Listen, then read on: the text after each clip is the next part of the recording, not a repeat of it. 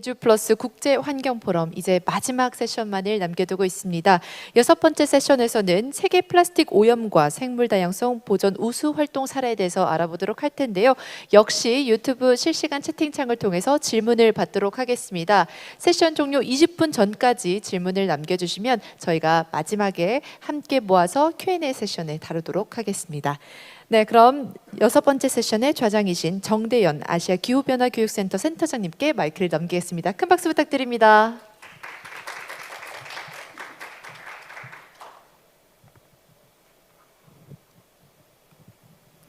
예, 안녕하십니까.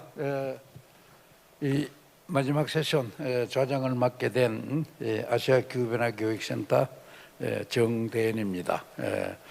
우선 이 조직위원회를 대신해서 이렇게 참여해 주신 여러분께 감사의 말씀을 드리고 또 조직위원회를 대신해서 모두 환영하는 바입니다.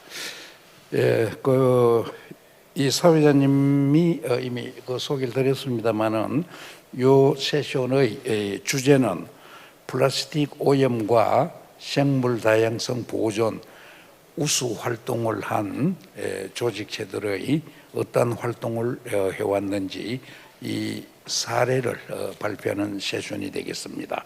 그래서 이 발표 전체적으로는 이제 발표자 발표가 있고 다음엔 이 토론 이렇게 두 파트로 구성이 되어 있는데요. 어떻게 이 세션을 운영을 할 것인지를 먼저 말씀을 드리도록 하겠습니다. 조금 주어진 시간이 한국 시간으로 4시 20분에서 6시까지로 되어 있습니다. 그래서 이 발표가 4명이시고 원래는 5분이었었는데 한 분이 이 발표 준비가 덜 돼가지고 토론자로 하시겠다고 해서 토론자가 원래 3명이었는데 4분으로 되고 이렇게 해서 이제 발표자들께서는 15분씩 15분씩을 해주면 이거 시간을 좀 아주 엄격하게 좀 지켜주시면 좋겠습니다. 왜냐하면 이게 계속 뭐 아시다시피 비단 이 세션만 그런 것이 아니고 다른 워크숍 경우에도 보면은 계속 그래 하다 보니까 맨 마지막 발표자는 시간이 해서 이게 발표가 생략이 되거나 아니면은 축소가 되어버려 가지고 이런 문제가 일어나니까 15분을 꼭 좀 지켜주시고, 이 말은 15분 이상을 하게 되면은 그것은 다른 사람 한 사람을 발표를 못하게 스킵시켜 버리는 그런 뭐 결과도 올 수가 있겠습니다. 그리고서 이거는 현재 이 대면과 온라인으로 같이 겸하고 있습니다. 이 운영은. 그다음에 한국말과 영어가 동시 통역이 진행이 되고 있습니다. 그래서 이 한국말로 운영위원회, 조직위원회에서 이 세션은 한국 사람들이 많으니까 한국말로 요청을 하고 진행을 하고 필요한 경우에 이 외국인들 의사소통이 필요한 경우에는 뭐 영어로 사용을 하도록 그렇게 요청을 받았습니다. 자, 그러면은 맨 처음 발표자로 임형무 깅이와 바당 대표님입니다. 임형무님은 현재 깅이와 바다 대표님으로 일을 하고 계시고 특히 해양보호 생물 영상교육 제작 등 아주 다양한 활동을 하고 계십니다. 그리고 아주 의미 있는 것은 KBS 환경 스페셜 섬으로 간 물고기, 이것을 연출도 하시고 촬영도 하신 아주 이 분야에 조예가 깊으신 분입니다. 발표해 주실 주제는 제주 조간대의 생물 다양성과 해양 오염이 되겠습니다. 발표를 해 주십시오. 네, 안녕하십니까. 저는 제주에 살면서 해양 생물 관련된 다큐멘터리와 영상을 제작하고 있는 임영묵입니다. 먼저 이렇게 제가 하고 있는 활동을 소개할 수 있는 자리를 마련해 주신 주최 측과 참여하신 모든 분들께 감사의 말씀 드립니다. 저희 회사 이름이 깅이와바당이라고 소개됐는데 혹시 모르시는 분이 있을까 설명드리면 깅이는 제주도 말로 개고요. 바당은 바다입니다. 그래서 개와 바다가 저희 회사 이름입니다. 저는 이제 사람들이 제주 바다 하면은 가장 먼저 떠올리는 것이 해녀, 그 다음에 연산호 군락 또는 뭐 남방 큰 돌고래 이렇게 많이 알려진 것들을 떠올리게 되는데, 그보다 제가 주목하는 것은 우리 그 발밑에 살고 있는 생물들, 너무 가까워서 우리가 그동안 관심을 두지 않았던, 그야말로 등잔밑이 어두웠던 그런 곳에 살고 있는 생물들에 주목하고 있었습니다. 그래서 여러 가지 그 조간대에 살고 있는 그런 그 바다에 밀물과 썰물이 일어나는 곳을 조간대라고 하는데, 그 조간대에 살고 있는 생물들에 대한 다큐멘터리를 만들어서 여러 번에 걸쳐서 방영을 했고요. TV 방영을 했고 영화로도 제작을 했습니다. 이 자료를 보시면, 이 자료는 해양수산부에서 발표한 자료인데 아마도 서울대학교 김정성 교수님이 연구한 내용을 바탕으로 만든 자료 같습니다. 우리나라에 살고 있는 한국 연안 해역의 대형 저서 무척주 동물, 그러니까 바닥에 기어다니는 여러 가지 생물들을 이야기한다고 생각하시면 되고요. 이 해양 생물들의 생물 다양성은 전 세계적으로 굉장히 독보적인 수준의 그런 다양성을 가지고 있다라는 것이 이 표로 나타나고 있습니다. 해양의 그 면적까지 생각한다면 우리나라는 굉장히 해양 생물들이 다양한 종들이 밀집해서 살고 있는 그런 곳이라고 할 수 있습니다. 그런데 거기다가 이 제주도는 어떻습니까? 제주도는 우리나라에서 또한 독보적인 생물 다양성이 있는 바다를 가지고 있습니다. 아까도 이 그림이 몇 번 나왔었는데요. 그렇게 제주도의 해양 생물 다양성이 굉장히 높은 이유는 가장 큰 원인으로 이런 해류의 원인이 있을 것 같고요. 우리가 상식적으로 뭐 한류와 난류가 많은 곳에 다양성이 높다고 하는데, 제주도는 그 중에서도 이 쿠로시오 난류로부터 지속적으로 많은 생물들이 유입되는 그런 위치에 있습니다. 그리고 또 하나, 이 제주도의 해안 지형과 지질을 우리가 주목해 볼 필요가 있습니다. 아시다시피 바닷가에 나가면 제주도는 이렇게 갯벌이라든지 모래도 있지만 그런 것보다 이렇게 안반으로 된 조간대가 많고, 이 안반 역시 굉장히 복잡한 형태를 띠고 있습니다. 예를 들어서 갯벌의 중요성과 생물 다양성을 우리가 많이 생각하는데, 갯벌은 평면이죠. 2차원입니다. 그런 면에서 같은 면적이라면 훨씬 더 입체적이고 생물들이 살 수 있고 숨을 수 있는 틈이 많은 이 제주도의 이 안반 조간대에는 같은 면적에 훨씬 더 다양한 생물들이 살 수 있습니다. 그리고 갯벌이나 모래는 흔들리기 때문에 부착해서 사는 생물들이 살 수 없지만, 이 안반 조간대에는 부착해서 사는 생물들, 그 틈바구니에 사는 생물들, 그래서 굉장히 다양한 생물들이 살 수 있기 때문에 제주도의 생물 다양성이 높은 것입니다. 또한 그 중에서 제가 특별히 관심을 갖는 부분이 바로 이런 웅덩이들입니다. 바닷가에 있는 웅덩이, 이걸 이제 조수웅덩이라고 이야기를 하는데요. 아무리 이 조간대 바위에 적응한 생물들이라 할지라도 해양 생물은 기본적으로 물을 필요로 합니다. 호흡에서도 그렇고 어떤 열에서 좀 도피하기 위해서도 그렇고, 그래서 이런 조수웅덩이가 많은 이 제주도의 해양 환경은 생물 다양성을 굉장히 높게 만들고, 이 조수웅덩이라는 곳은 감히 제가 말씀드리건대 지구상에서 생물 다양성이 가장 밀집되어 있는 곳이, 집약되어 있는 곳이라고 할 수 있습니다.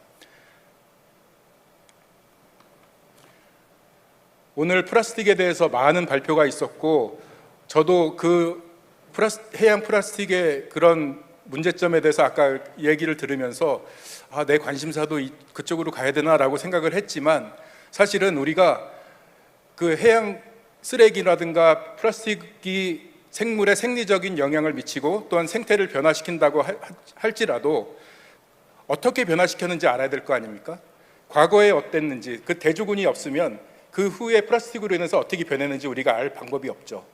그래서 저는 역시 이렇게 오랫동안 관찰하고 촬영을 해서 지금의 생태 모습을 기록하는 역할을 해야겠다라는 생각을 하게 됐습니다. 그래서 보시다시피 저는 이제 이 작은 공간에 있는 것들을 촬영하기 위해서 저렇게 하루 종일 엎드려 있거나 이 덩치로 아주 작은 그 웅덩이 속에 들어가서 촬영을 하고 앞으로도 그런 일을 계속할 계획입니다. 그래서 이렇게 생물 다양성이 높고 가치가 굉장히 풍부한 제주 조간대를 위협하는 요인은 여러 가지가 있습니다. 지금 시간이 많이 지났기 때문에 그 요인들은 이렇게 간략하게 백화 현상, 그 다음에 구멍갈파래나 이런 갈파래들이 생태계에도 많은 영향을 미치고 있고요. 이 원인은 아무래도 용천수에 섞여 나오는 비료 같은 그런 질소 성분이라고 보여집니다. 그 다음에 또 의외로 그런 것 때문에 늘어나는 생물들도 있습니다. 여기 두입벌사각개는 보호종인데 이 구멍갈파래가 많아지면 그걸 잘 먹거든요. 그래서 또 많아지는 그런 현상도 있고 이런 양식장 문제도 심각하고요. 그 다음에 여전히 하수가 바다로 흘러드는 그런 사례가 많은데 우리가 있는 이 건물이 있는 이 하수구에서도 작년에 어마어마한 폐수가 흘러나오는 걸 촬영했습니다. 그리고 우리가 이제 오늘 주제인 이 쓰레기, 우리는 멀리 이런 아름다운 풍경을 보지만 사실 발밑에는 많은 해양 쓰레기가 있습니다. 그래서 저는 이제 해치우자라는 캠페인을 하고 있는데 이 해치우자는 어떤 뭐 단체나 여럿이 모여서 하는 그런 캠페인이 아니고 개개인이 그냥 틈나는 대로 자기 주변의 바닷가에 가서 그냥 보이는 대로 쓰레기를 치우자라는 그런 취지의 캠페인이고요. 뭐 활동이 아주 이렇게 활발하진 않으나 이렇게 다양한 분야에서 여러분들이 꾸준히 쓰레기를 치워서 페이스북에 그 쓰레기 치운 현황을 업로드해 주시고 있습니다. 그리고 마지막으로 제가 좀 제안 드릴 내용이 있는데 저는 이제 그 제주도에서 용역으로 쓰레기를 치우는 것에 감리도 해봤는데요. 그런 쓰레기를 치우는 방법은 지금 그런 대규모 용역이 있고 그 다음에 각 마을마다 바다지킴이라는 분이 있고 또 이제 여러 자원봉사자들이 이제 쓰레기를 치우고 있는데 사실 그 쓰레기 치우는 그 용역 자체가 굉장한 기술을 필요로 하는 게 아님에도 불구하고 어떤 면허라든가 이런 게 되게 조건이 까다로워서 아무나 거기 진입할 수가 없습니다. 근데 그거를 좀 완화해서 사실 마을 기업들이 마을별로 자기 주변의 쓰레기를 치우면서 거기서 수익을 올릴 수 있고 인건비를 그 주민들이 얻을 수 있는 그런 방법이 있었으면 좋겠다라고 생각해서 이 자리에서 좀 제안을 드립니다. 그러니까 쓰레기를 대규모로 치우게 되면 눈에 보이는 큰 것만 치우게 되거든요. 근데 사실 그런 뭐 그렇게 되면 목재라든가 뭐 이런 나무가지라든가 이런 거를 더 많이 치우더라고요, 보니까. 그런 거보다 실제로 우리한테 위협이 되는 거는 스티로폼 가루라든가 작은 페트병이라든가 이런 플라스틱 조각들이거든요. 그런 것들은 그 마을에 살고 계신 분들이 치우게 되면 훨씬 더 큰 좋은 효과가 있을 거라고 생각이 됩니다. 그래서 마지막으로 그런 마을 기업이 쓰레기를 치우는 용역에 참여할 수 있게 되었으면 좋겠다라는 것을 제안드리며 발표를 마치겠습니다. 이상입니다. 예, 고맙습니다. 예, 정확하게 15분 동안 해주셨습니다.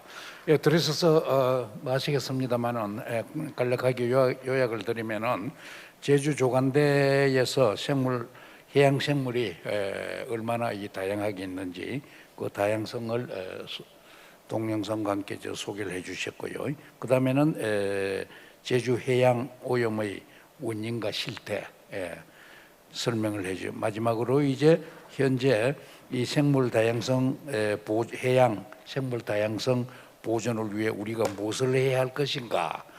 이제 단순히 이 바다 뭐 쓰레기 청소 여기에서부터 개선이 되어 갖고 마을이나 기업이 공동으로 함께 참여할 수 있는 그러한 형태로 전환이 되면 효과적이다 이렇게 제안을 해주셨습니다. 예, 고맙습니다.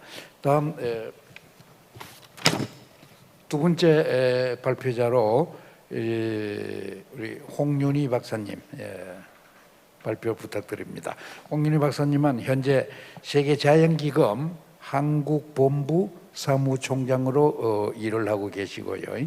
그다음 또 과거에는 국립울산과학기술원 안에 박문 교수 등 아주 전문 분야의 활동을 많이 하신 분입니다. 그래서 오늘 발표 주제는 No Plastic in Nature. 자연에서 플라스틱이 없어야 된다. 이 플라스틱 문제 해결을 위해서 이 세계 자연 기금이 어떠한 노력을 하고 있는지 그 활동 사례에 대해서 발표를 해주시겠습니다. 예, 발표를 해주십시오. 예. 네, 반갑습니다. 저희 제목을 일단은 좀 강조를 하고 싶은데요.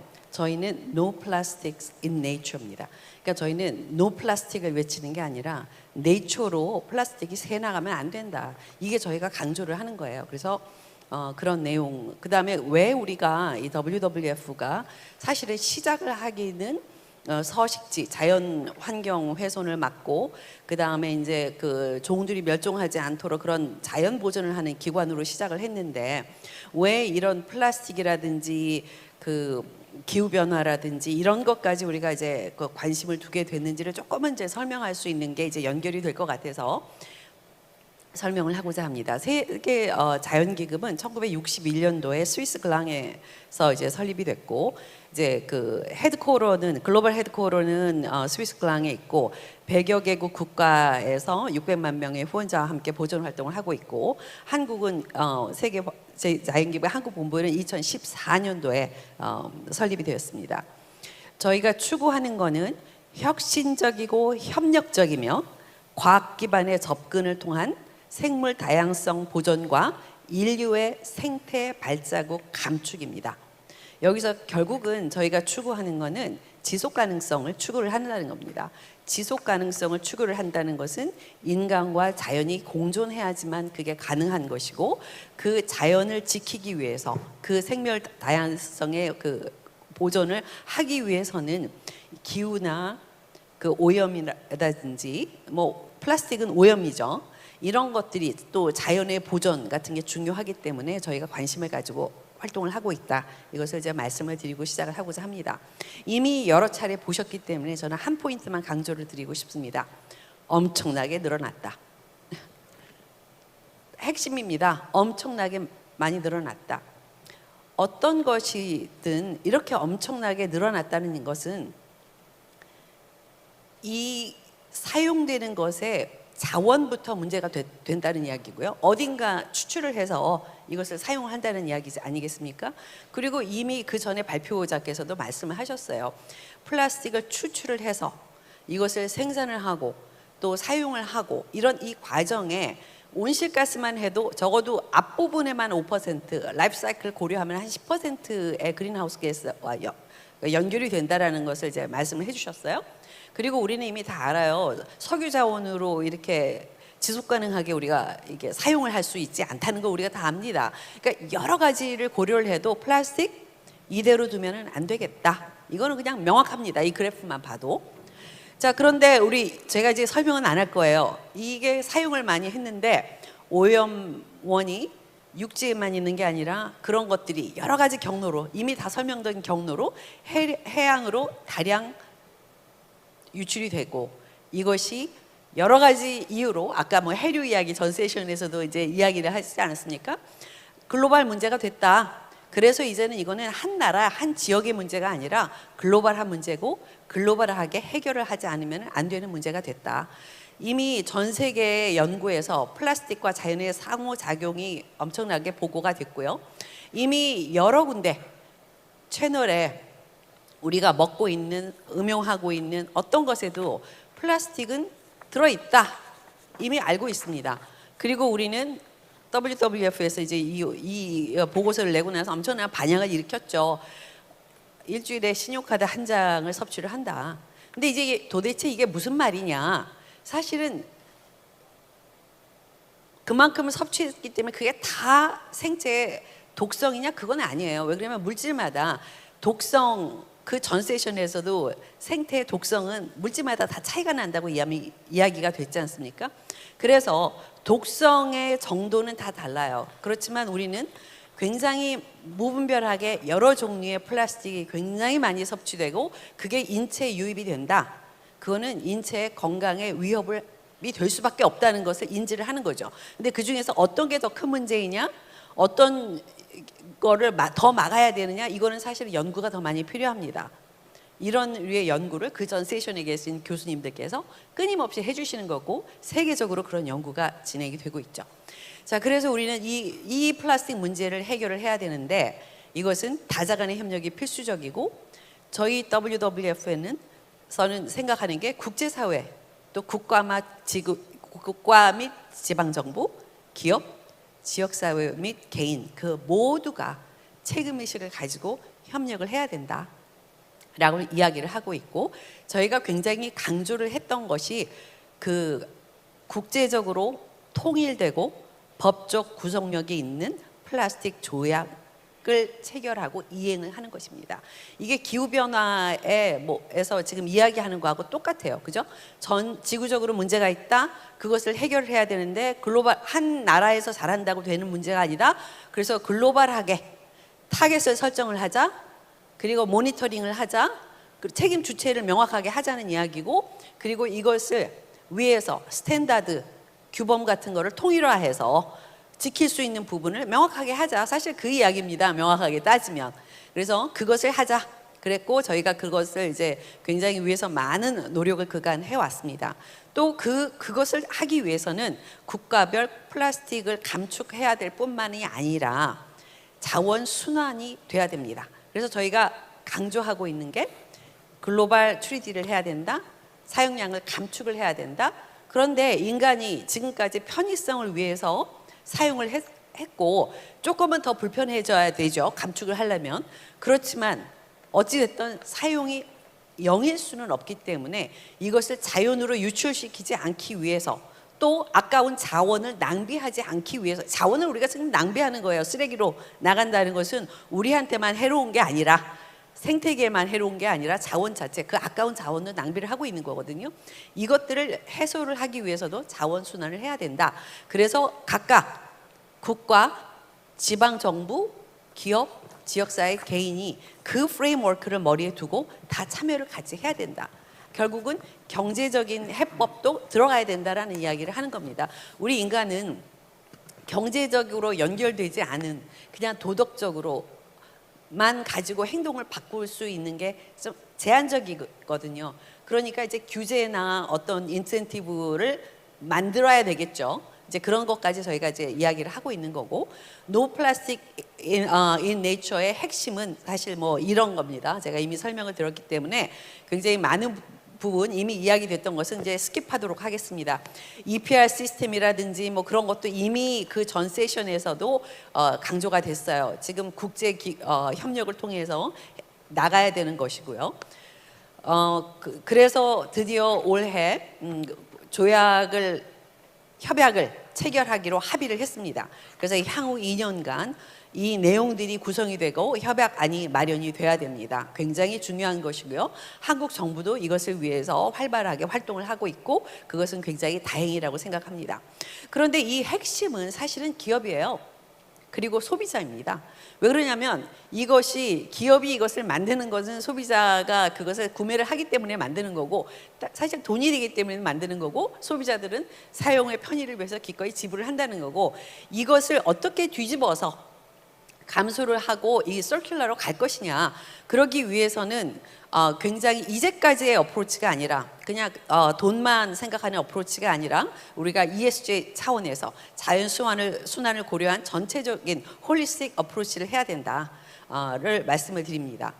자, 저희가 이제 또 WWF에서 하고 있는 것 중에서도 하나는 이미 그 전 세션에서도 나왔어요. 해류를 통해서 동남아에서 굉장히 많이 배출되고 있는 게 한국까지 온다. 한국의 심각한 문제거든요.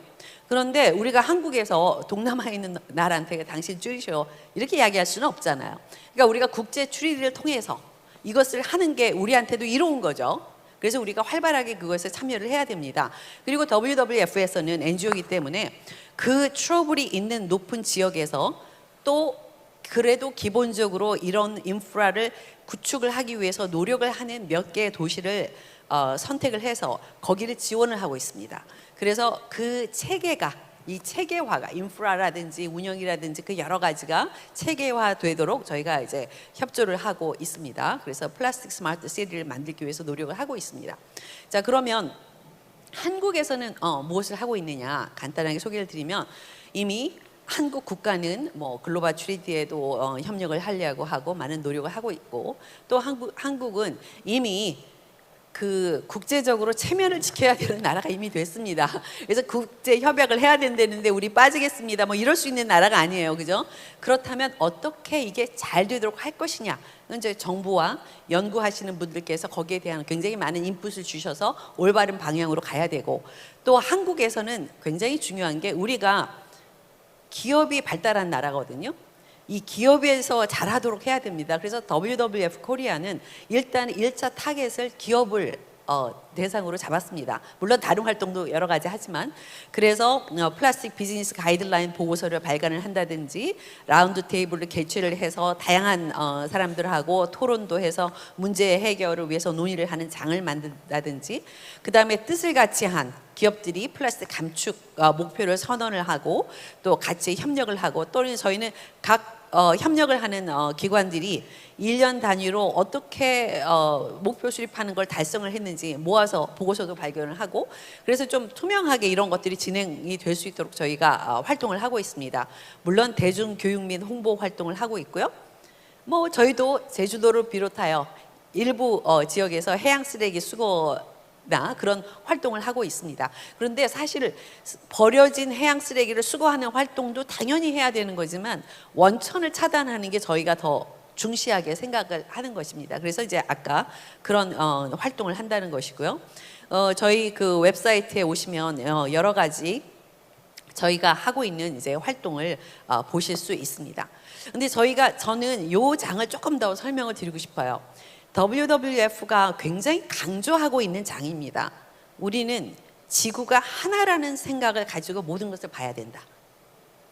핵심 메시지입니다. 지구는 하나이고 지금 우리는 너무나 많은 자원을, 지구가 감당할 수 없는 자원을 쓰고 있다.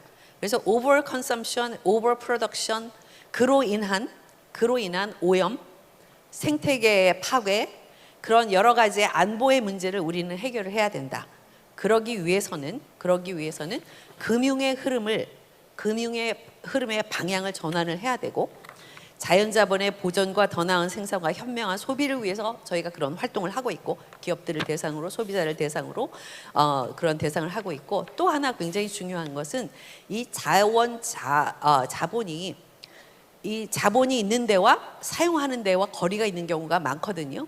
그리고 이게 공정하게 계산이 되지 않기 때문에 그 자연자본이 너무나 싼 것처럼 인식이 돼서 함부로 사용되는 것도 있습니다.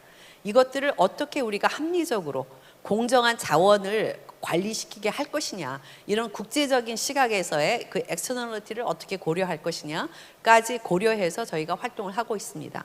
저희가 추구하는 궁극적인 목표는 온전한 생태계를 가지고 생물 다양성이 보존돼서 결국은 인간한테 유로운데, 어떤 면이냐, 인간이 먹고 마시고 에너지를 쓰는, 적어도 기본적인 일정 수준 이상의 삶을 영위하기 위해서 필요한 것을 위해서 우리는 이런 활동을 한다.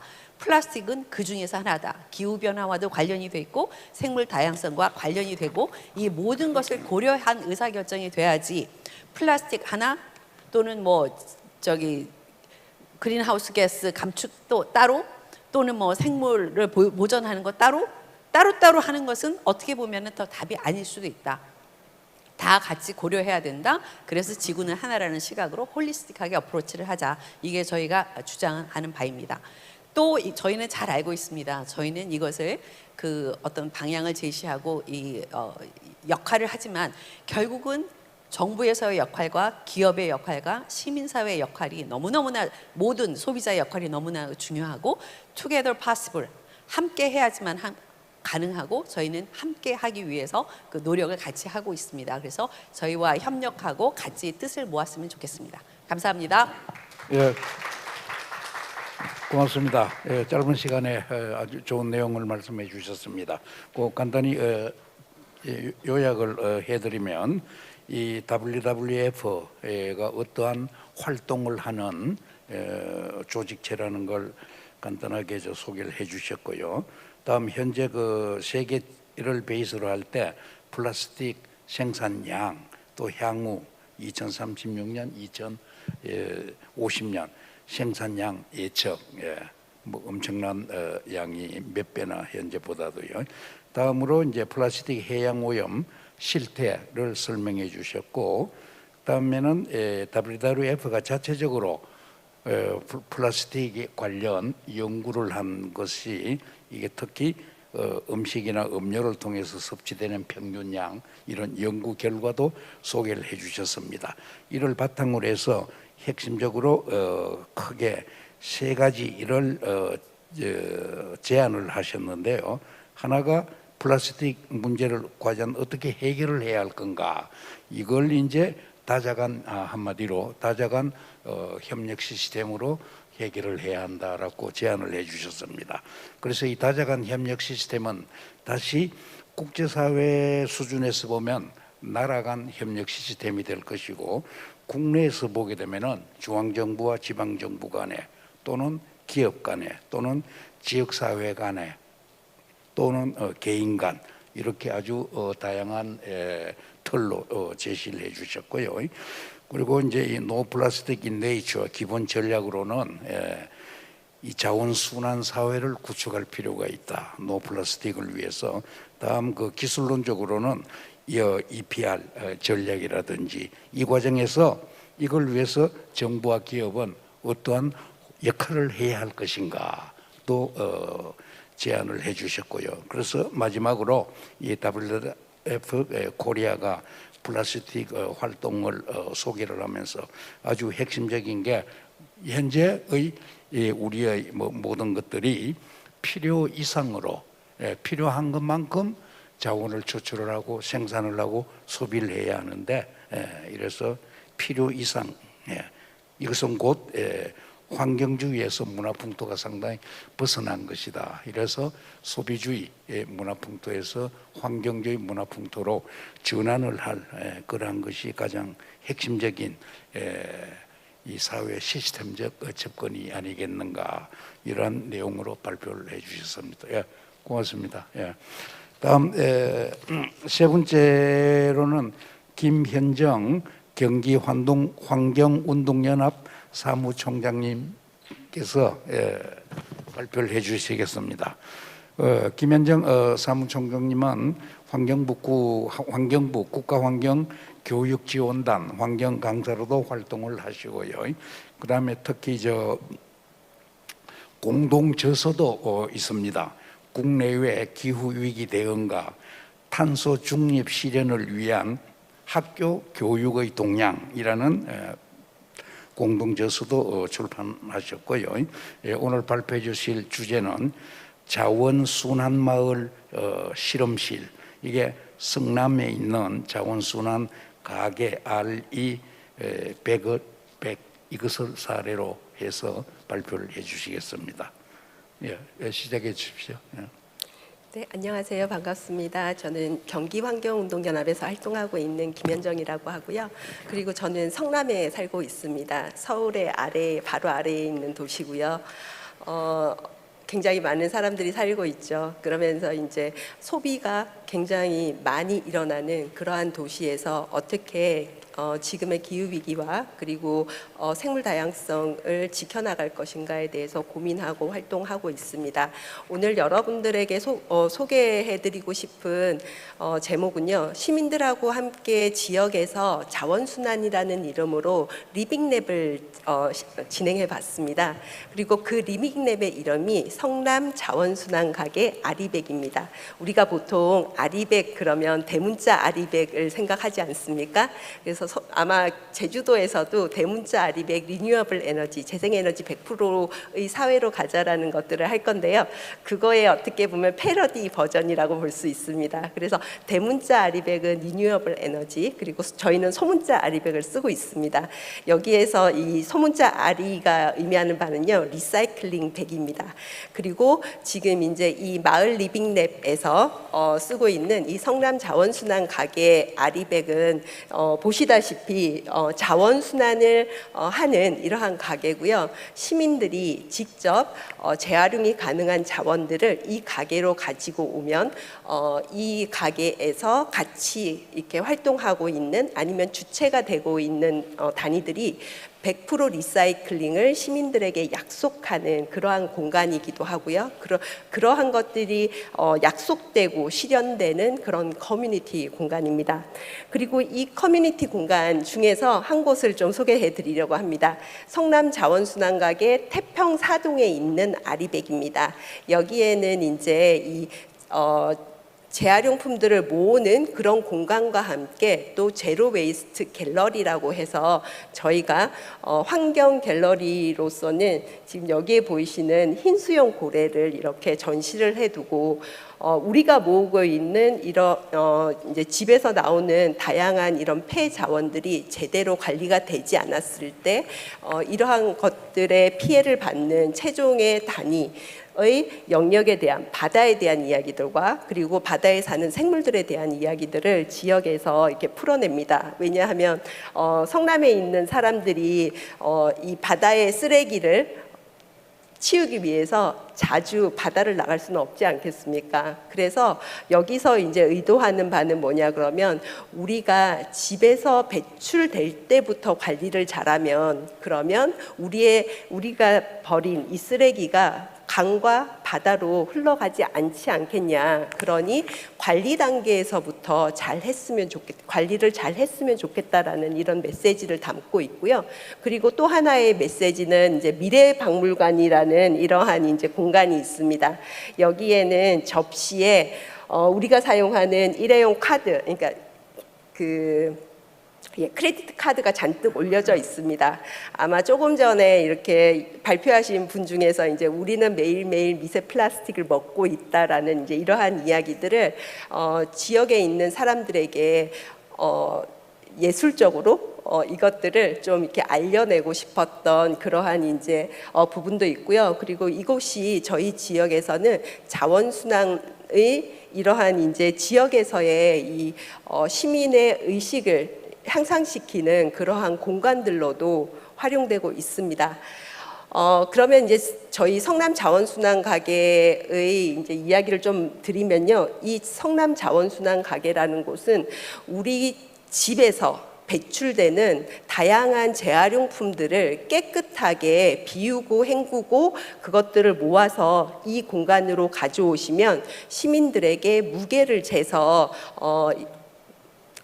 인센티브를 제공하는 그러한 가게입니다. 그래서 시민들에게 어떻게 보면은 이 재활용 가능한 자원을 사는 공간이라고 보시면 될 것 같아요. 그래서 이제 이곳에서 활동하는 이제 활동가들은 우리 지역에 아니면은 그 동네에 살고 있는 주민들로 구성이 되어 있고요. 그리고 이곳에서는 실제로 그러니까 우리 집에서 배출되는 굉장히 많은 이런 이제 재활용 가능한 자원들 중에서 사실은 비닐과 플라스틱 등의 이러한 자원들을 집중적으로 모으고 있습니다. 이유는 최근 들어서의 우리 환경의 문제에서 굉장히 큰 테마가 플라스틱이고 그 테마를 지역 안에서 해결해내는 부분에 있어서 결국은 실천은 배출지에서부터 이루어져야 된다라는 이제 그러한 개념으로 깨끗하게 자원의 형태로 가지고 오면 시민들에게 인센티브를 제공하고 있고요. 그러면서 이제 정말 깨끗하죠. 그래서 이제 이렇게 모아진 것들은 지역에 있는 선별장으로 가서 다시 이것들이 이렇게 지저분한 아니면은 깨끗하지 않은 것들과 섞이지 않고 여기에 모인 것들은 모두가 재활용 처리 기업으로 바로 갑니다. 그렇기 때문에 여기에서 모인 일부가 예를 들어서 지저분해서 소각장으로 가거나 아니면 선별이 되지 않아서 소각장으로 가거나 아니면 하천이나 바다로 가는 이러한 일은 절대 일어나고 있지 않습니다. 그래서 이제 그러니까 시민들이 이러한 신뢰를 기반으로 해서 계속 참여가 늘어가고 있고요. 그리고 이제 이 성남 자원순환 가게가 2019년에 지역에서 이 자원순환 리빙랩으로서 하나의 공간에서 시작을 했다가 지금은 약 20개 이상의 거점들이 생겨났습니다. 이 재활용 폐기물들을 배출한다는 것, 이것은 굉장히 그러니까 생활 밀착형으로 일어나고 있는 것들이거든요. 그래서 이제 성남에서는 지금 이 자원순환 가게 아리백 정책이 성남시 자원순환 시 정책으로서 받아져서 이제 각 동에 이 자원순환 가게 아리백이 지금 설치되고 있는데 지금 한 2년 사이에 20개 지점으로 늘어났습니다. 이것이 의미하는 바는 그만큼 시민들의 수용도와 시민들의 참여 그리고 관심이 굉장히 폭발적으로 컸다는 것을 의미할 수 있습니다. 그래서 이제 지금은 성남시의 이제 자원순환 정책으로서 진행이 되고 있고요. 예, 이런 이제 형태로 진행이 되고 있고, 그러면은 도대체 어떠한 것들 때문에 시민들이 이렇게 잘 참여하고 있지? 이런 것들을 좀 말씀드리면, 지금 성남시에서 진행하고 있는 이 성남자원순환 가게 아리백은요, 그러니까 시민들이 어떠한 재활용품들을 가지고 오면, 특히 이제 여기에서 주요한 저희의 품목은 플라스틱입니다. 기후 위기를 가중시키고 그리고 생물 다양성을 저하시키는데 굉장히 이렇게 악영향을 미치고 있는 플라스틱의 수집을 잘하고, 그리고 이것들이 정말로 100% 재활용이 되기를 바라는 마음으로 진행을 하고 있고요. 이러한 것들을 가지고 왔을 때 모두 무게를 잽니다. 무게를 재고, 그리고 그 무게에 따라서 시민들에게 인센티브를 제공하는 형태를 하고 있다 보니까 매달 이러한 있잖아요, 데이터를 수집하기가 굉장히 좋습니다.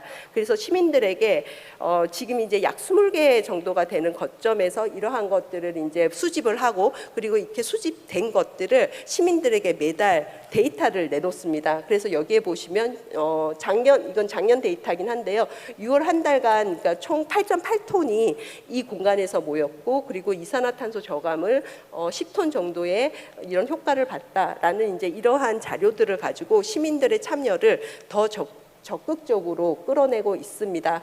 그리고 이제 이러한 이제 활동들을 통해서 시민들이 굉장히 똑똑해지시더라고요. 그러니까 분리배출은 어떻게 해야 되고, 그리고 어떤 식으로 배출을 해야 이것이 그러니까 자원으로서 의미를 가진다. 그리고 이것이 쓰레기가 되지 않고, 그리고 뭐 이런 이제 것들을 알게 되면서 시민들이 계속 묻기 시작합니다. 그러면 우리가 이렇게 배출한 이 깨끗한 그러니까 플라스틱들은 도대체 무엇이 되었습니까?라고 이제 묻기 시작을 했고요. 그래서 이제 지역에 있는 지역 공동체와 그리고 성남시와 그리고 이제 기업이 같이 협심해서 성남 시민들이 모은 플라스틱을 가지고 그러면 경제 사이클을 한번 돌려서 순환 경제의 이 개념을 시민들에게 한번 보여주자라는 이제 이러한 부분들을 이제 진행을 했고요. 그래서 이제 성남 자원순환 가게에서 모은 페트병을 가지고 원료를 가공하고 원사를 만들어서 LAR이라는 기업이 제품을 만들었습니다. 그리고 그 제품 이렇게 이제 어떠한 단계로 이렇게 갔는지에 대한 사진이고요. 이걸 보시면은 아마 단계에서 시민들이 얼마만큼 노력을 했고, 그리고 그러니까 지자체가 어떻게 협력을 했으며 이런 것들이 눈에 보이실 거예요. 그래서 이제 이렇게 모아진 것들이 지금 이렇게 이제 물건으로 이렇게 만들어지면서, 그리고 이제 여기에 보시면은 여기 택이 하나 보이죠. LAR이라는 기업이 저희 성남 시민들이 모은 페트병을 가지고 그러니까 물건을 만들면서 기업이 성남 시민들이 정말로 고생해서 이렇게 모아주셨는데 이걸로 그러면 무엇을 해드릴까요? 라고 이렇게 여쭤보셔서, 그래서 저희가 이제 이야기했던 건 성남 시민들이 아니면 대한민국에 있는 이 물건을 사는 모든 사람들이 페트병을 정말 깨끗하게 잘 모으면 자원이 되고, 그리고 그것이 우리가 사용하는 물건으로 돌아올 수 있다는 것들을 보여주는 그러한 택을 붙여주셨으면 좋겠습니다 라고 해가지고 여기에 보면 이 택이 붙었습니다. 여기 앞에 무궁화 보이시죠? 이게 성남시 로고입니다. 그래서 이제 여기에는 여기 밑에 어떠한 내용이 적혀져 있냐면, 본 제품은 프로젝트 루프 인안으로 성남시에서 수거된 페트를 재생 원료화하여 제작한 친환경 제품입니다라는 이제 이러한 내용들이 붙으면서 성남 시민들이 이 성남 자원순환 가게 아리백의 가치와 그리고 플라스틱의 재활용과 이 플라스틱의 순환 경제에 대한 믿음이 생겼죠. 그러면서 이제 성남 자원순환 가게는 지금 계속적으로 폭발적으로 시민들이 참여하는 시민들이 늘고 있고, 그리고 거점도 계속 늘어나고 있습니다. 그러면서 이제 이 자원순환 가게는 동마다 하나씩 이제 있는데 지금 한 20개 동 정도에 있습니다. 그런데 이제 이걸 통해 가지고 더 의미 있었던 건 뭐냐 그러면요, 성남 자원순환 가게의 이 플라스틱 등과 관련된 이 재활용품들을 어떠한 식으로 가지고 와야지 이것이 정말로 자원의 의미를 가지고, 그리고 실제로 환경을 오염시키지 않는다는 것들을 알게 되면서 실제로 이제 이렇게 공동주택이나 아니면은 단독주택 단지 안에 재활용 처리장, 재활용 수거장 같은 곳에서도 실제로 이제 성남시에서 모으는 이런 페트병의 상태가 그리고 이 플라스틱이 모아지는 질이 상당히 좋아지면서 성남시 선별장에 이 플라스틱 선별률도 굉장히 크게 올라갔습니다. 그러면서 이제 실제로 우리 지역한테 이것들을 본다라고 하면 우리 지역 안에서 배출되는 아니면 나오는 많은 플라스틱들이 재활용으로 가는 그러한 이제 사이클로 돌아가게 됐다라는 것들을 의미합니다. 그래서 이제 저희 첫 번째 세션에서 보면 이제 몇 분의 이제 연사들이 그런 이야기를 했습니다. 플라스틱의 지역 계획이 필요하고 그리고 지역에서 얼마만큼 관리를 잘할지에 대한 고민들과 계획을 세워야 한다는 이야기를 했습니다. 그래서 어떻게 보면 지역에서의 계획과 실행이 이런 성남 자원순환 가게를 모델로 해서 각 지역들에서 아니면은 제주에서 한번 실행해 보시는 건 어떨까라는 제안을 좀 드려봅니다. 네, 글로벌한 문제를 지역에서 꼼꼼하고 촘촘하게 우리가 관리하고 진행하면서 이러한 문제들을 우리가 좀 풀어볼 수 있지 않을까 싶습니다. 여러분들도 지역에서 그리고 제주에서 이 성남 자원순환 가게와 같은 이런 자원순환 리빙랩을 주민과 함께 그리고 마을 기업과 함께 한번 시작해 보시기를 제안드립니다. 네, 여기까지 하겠습니다. 예, 고맙습니다. 예, 크게 두 가지로 요약이 되는 것 같습니다. 하나가 2021년 6월 이 운영 실적을 광범위한 그 내용을 소개를 해주셨고요. 다음에는 과연 이걸 우리가 어떻게 성공적으로 운영을 할 것인가. 이걸 한마디로 그냥 요약을 드리면은 폐플라스틱 자원화 활동. 그래서 그 전체 과정은 이 수거에서부터 시작을 해서 원료를 어떻게 가공을 하고 원사 원단 제품화 제품 판매 이러한 단계를 거쳐 갖고 이 폐플라스틱을 어떻게 자원화를 하고 있나 그 아주 모범 활동 사례를 소개를 해 주셨습니다. 예, 고맙습니다. 예, 다음은 오늘 마지막 발표가 되겠습니다. 조금 이 마지막 발표자는 덴마크에 있는 NGO입니다. NGO 이름이 플라스틱 체인지. 이 조직체에서 전략 이사를 담당을 하고 계시는 N 양께서 발표를 해주시겠습니다. 이 N 양은 플라스틱 체인지라는 NGO에서 전략이사로 활동을 하고 있을 뿐만 아니라 이 플라스틱 관련 국제관계 또 정책, 플라스틱 관련 소통, 캠페인 업무 등에 아주 활발하게 일을 하고 계십니다. 그래서 오늘 발표해 주실 내용은 이 플라스틱 체인지라는 이 NGO가 어떠한 활동을 하고 있는지 그 내용을 소개를 해 주시는 걸로 되어 있습니다. 오케이, then, N. 네, 그러면 NC 지금 나와 계신가요? 제 목소리 들리시나요? 예, 오케이. 네, 안녕하십니까. 자, 그러면 제가 시작하시기 전에 몇 가지 말씀을 좀 드리도록 하겠습니다. 발표 시작 전에 꼭 참고 부탁드립니다. 제가 이미 모든 연사분들께 말씀을 드렸는데요. 다시 한번 말씀을 드리도록 하겠습니다. 네, 동시 통역이 진행이 됐지만 다시 한번 말씀드립니다. 발표에 주어진 시간은 15분입니다. 꼭 명심해 주시기 바랍니다. 시간 꼭 지켜주시고 발표 진행해 주시기 바랍니다. 15분을 넘어가게 되면 아시겠지만 다음 연사분이라든지 다음 행사에 차질이 생길 수 있으니까요. 꼭 명심해 주시면 좋을 것 같습니다. 네, 발표 이후에 저희가 패널 토론을 진행할 예정입니다. 그래서 네 분의 패널 분들을 저희가 모셨고요.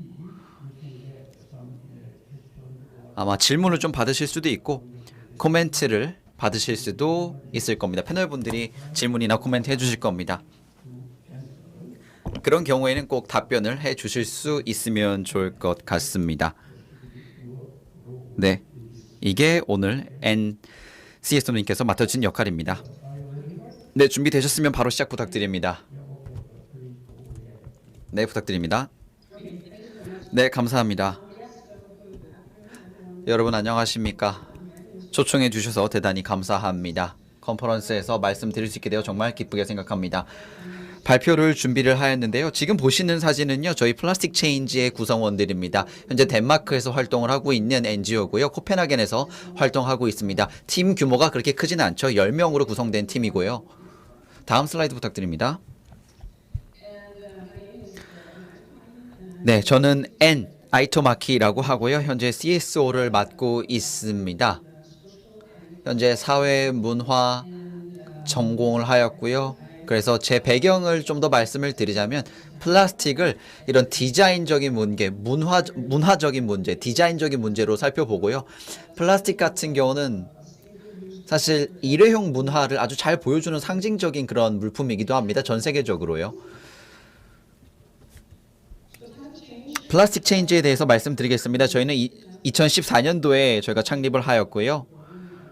점점 더 플라스틱 오염이 증가함에 따라 저희가 시작을 하게 되었습니다. 첫 번째 해에는 저희가 이런 시민과학을 수행하였고요. 연구도 진행하고 연구 탐사를 전 세계에서 진행을 했습니다.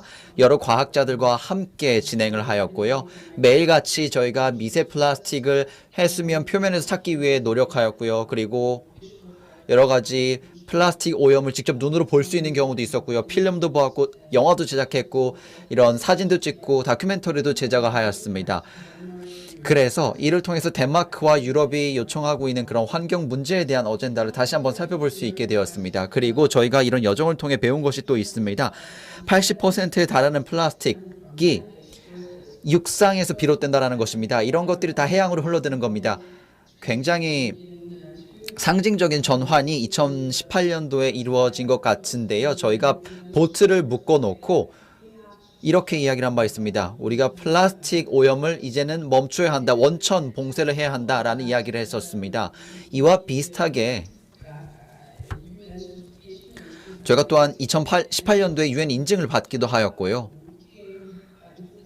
그리고 2019년도에는 저희가 플라스틱으로부터 자유로운 운동이라는 위원회에 그런 위원이 되기도 하였습니다. 현재 이 캠페인 그리고 이 위원회에는 2,600개 전 세계 기관이 참여하고 있습니다. 하나의 그런 전략을 갖고 해양 플라스틱 오염을 완화하기 위한 노력을 하고 있습니다. 저희의 사명 미션입니다. 바로 플라스틱 오염이 없는 세상을 만드는 것인데요. 현재 저희가 중점을 두고 있는 바는 바로 플라스틱 생산과 사용을 감축하는 겁니다. 그리고 이 목적은요, 당연히 환경 보호를 위해서 그리고 기후를 위해서 그리고 인류의 복원을 위한 것입니다. 저희가 총체적인 접근법을 활용하고 있고요. 정책도 있고요. 정계 그리고 산업계 그리고 시민사회와 함께하고 있고요. 정책은 사실 국가적인 목표도 있고요. EU 차원의 목표도 저희가 보유하고 있습니다. 그리고 새로운 UN 협약에 따라서 저희가 이런 새로운 협약이 곧 마련이 될 텐데 여기에서도 저희가 참여를 하고 있고요. 그리고 플라스틱에 대한 전 세계 그런 법률 마련에도 저희가 함께 하고 있습니다. 그리고 여러 가지 파트너십을 저희가 함께 하고 있는 상황이고요. 그리고 혁신 파트너십을 저희가 또 진행을 하고 있습니다. 이런 파트너십 같은 경우는 저희가 관심이 있는 기업들, 특히 플라스틱 사용 절감에 관심이 있는 기업들과 함께 하고 있습니다. 재활용에 관심 있는 기업도 하고 있고요. 물론 다른 사람들도 많은 일들을 할 수 있겠지만 저희가 이런 파트너십을 통해서 많은 일들을 하고 있습니다. 그리고 저희가 또한 파트너십을 맺고 있는 기관으로는 칼스버그라는 그런 맥주 기업도 있고요. 그리고 덴마크에 있는 여러 페스티벌 기업과도 함께 하고 있습니다. 여러 가지 사례 중에 일부에 불과합니다. 이 외에도 많은 파트너십으로 함께 하고 있습니다. 현재까지 저희가 파일럿 프로젝트를 진행하기 전에는 이런 페스티벌에서 굉장히 많은 일회용 컵이 사용이 되었었는데요. 이 프로그램을 통해서 저희가 세척이 가능한 씻을 수 있는 플라스틱 컵을 저희가 마련하였습니다. 설계를 하였는데요. 이 컵은 다시 세척을 해서 수거돼서 보증금을 돌려받는 형태로 저희가 설계를 한 겁니다. 그래서 누군가 주워서 이를 반납하면 보증금을 받을 수 있습니다. 이 덕분에 소비 폐기물이 줄어들었다라고 말씀을 드릴 수 있겠습니다. 소비도 줄었고요. 그리고 민간사회, 시민사회 같은 경우에서도 저희가 이런 인식 제고를 위한 캠페인을 함께 하고 있습니다. 오른쪽 보시는 사진은요, 애니메이션을 통한 캠페인의 한 장면인데요. 지금 보시면 유튜브에서 이 영상을 찾아볼 수 있습니다. 정말 성공적인 저희의 캠페인 중에 하나인데요. 조회수가 1000만 회가 넘습니다. 굉장히 재미있는 영상이니 꼭 한번 봐보시면 좋을 것 같고요. 유머가 녹아있는 그런 영상이라고 보시면 되겠습니다. 시민사회와 소통하기 위한 그런 영상이죠. 저희의 비전은요, 당연히 폐기물 제로 사회입니다. 하지만 안타깝게도 그리고 유럽 내에서 저희가 가장 많은 그런 1인당 폐기물 생산이 높은 나라입니다. 좀 안타까운 사실입니다. 이렇게 가면 지속 가능하지 않죠. 그래서 우리가 방법을 찾아서 이를 폐기물을 절감해야만 합니다. 물론 선형적인 관계가 있습니다. 더 많은 생산할수록 보다 더 폐기물은 많이 생겨나고 그렇게 되면 오염은 더 심각해진다는 것입니다. 그래서 이 문제를 우리가 해결을 해야만 합니다. 선형적인 방법으로 해결해야 된다는 것입니다. 그리고 폐기물 제로 방법을 적용하기 위해서는 우리가 목표를 설정해야만 합니다. 목표를 가지고 있고요. 저희가 원하는 바는 당연히 폐기물이 없는 사회입니다. 2050년까지 폐기물 제로 사회를 만들고 싶지만 로드맵도 있습니다. 우리가 취해야 되는 행동들 같은 경우는요, 2050년까지 이 목표를 달성하기 위한 행동들입니다. 우리가 하고 있는 모든 일들이 이런 총체적인 변화를 위한 것입니다. 순환 경제를 위한 것이기도 하고요. 그리고 녹색 전환을 위한 것이기도 합니다. 정말 많은 구조들을 우리가 확인할 수가 있는데요. 이런 구조가 바뀌어야 합니다. 당연히 하루아침에 구조가 바뀔 수는 없죠. 지속적으로 계속해서 어려움을 겪어 나가는 문제일 겁니다.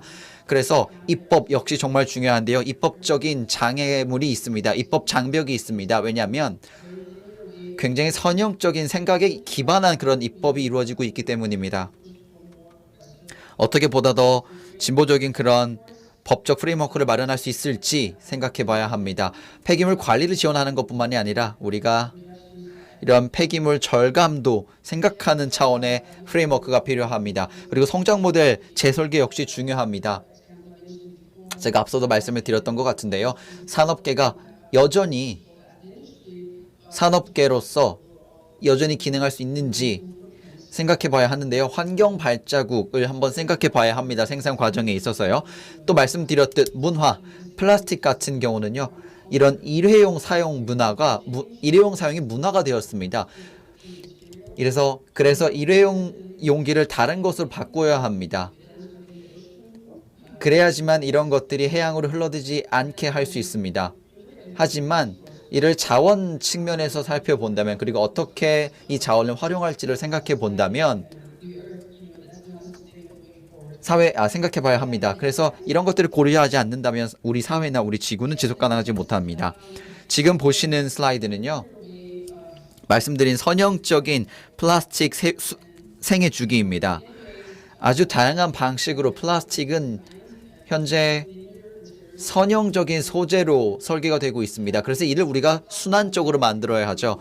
오른쪽 보시면요, 수도꼭지가 있는데요. 우리가 지금 수도꼭지를 틀어놓은 상태입니다. 그래서 맨 밑을 보시면 하수가 있는데요. 지금 우리가 수도꼭지를 틀어서 물이 흐르는 것처럼 이런 플라스틱들이 결국 바다까지, 해양까지 이렇게 흘러가는 겁니다. 여기에서 우리가 이제 수도꼭지를 잠가야 될 때가 된 겁니다. 저희 플라스틱 체인지 같은 경우는요, 소비 차원을 좀 살펴봅니다. 그리고 유통이라든지 플라스틱 생산이라든지 그리고 원유 시추, 이런 것들을 살펴봅니다. 이런 것들이 가장 큰 영향을 미치는 것이기 때문입니다. 제가 플라스틱을 선형적인 자원이라고, 소재라고 말씀을 드렸는데요. 저희는 플라스틱이 다르게 설계되길 원합니다.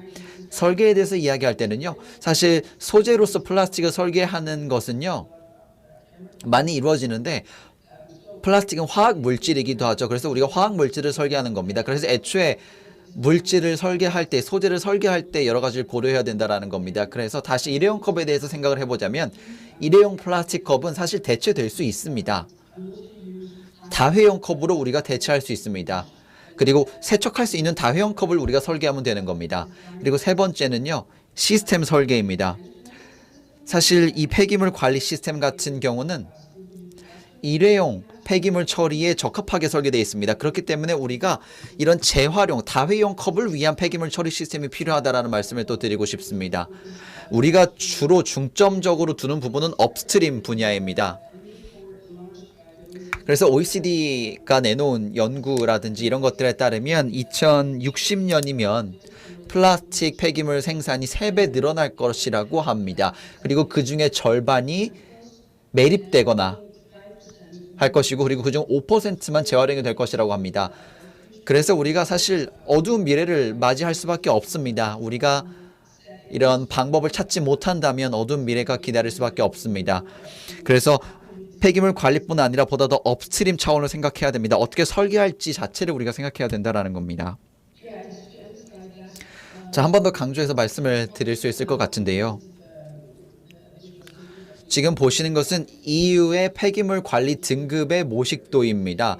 지금 보시는 것처럼 현재는 우리가 중점을 두고 있는 부분은 바로 폐기물을 없애고 재활용하는 겁니다.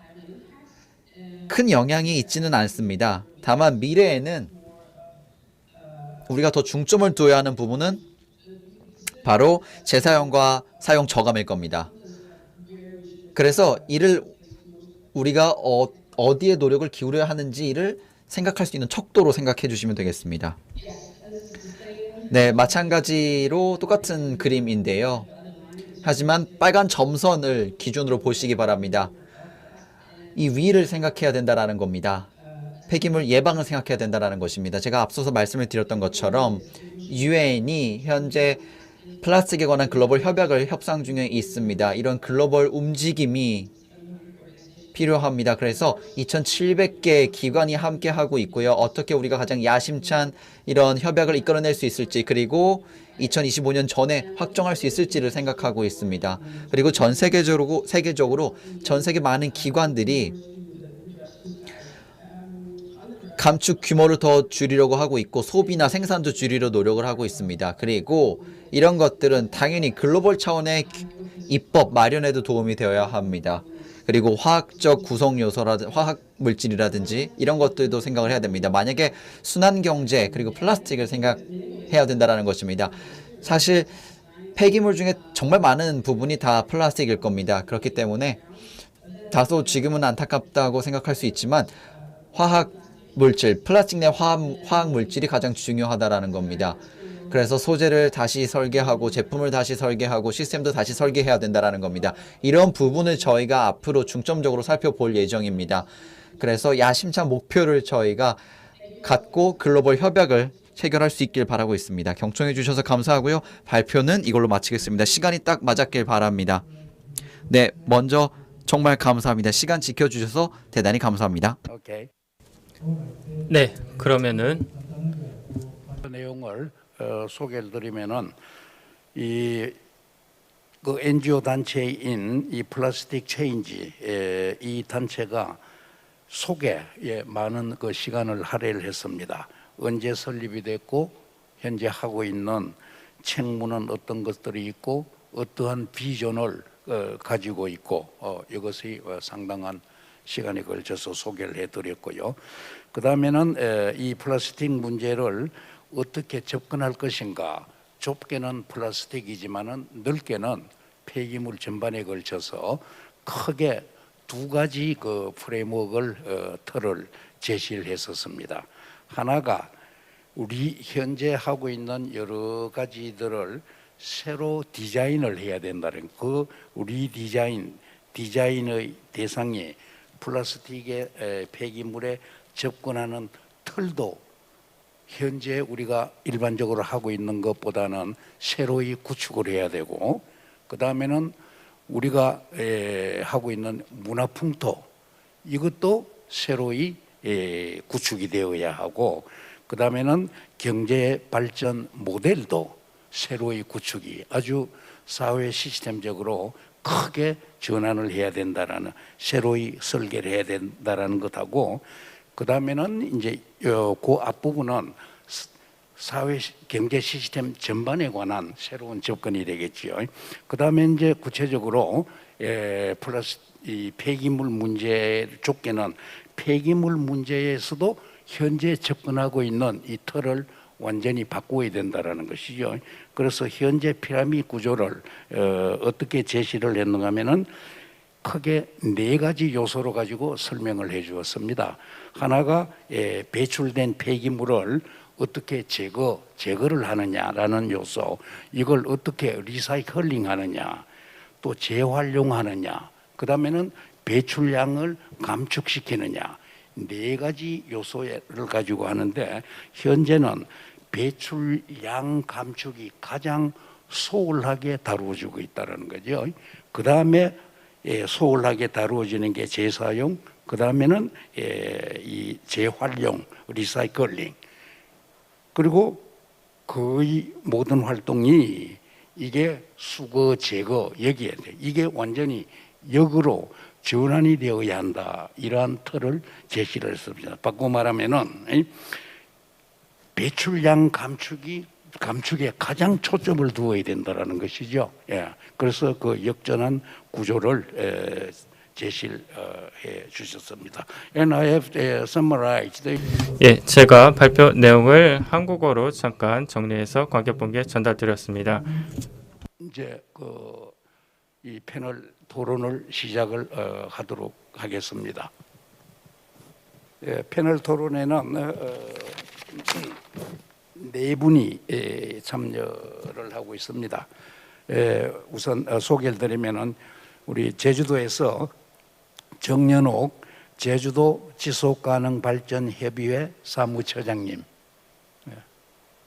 아니 조금 패널 토론을 할 분 소개를 하고 있습니다. 인사를 하세요. 다음 나머지 세 분은 외국인들인데요. 조금 스크린에서 볼 수가 있겠습니다.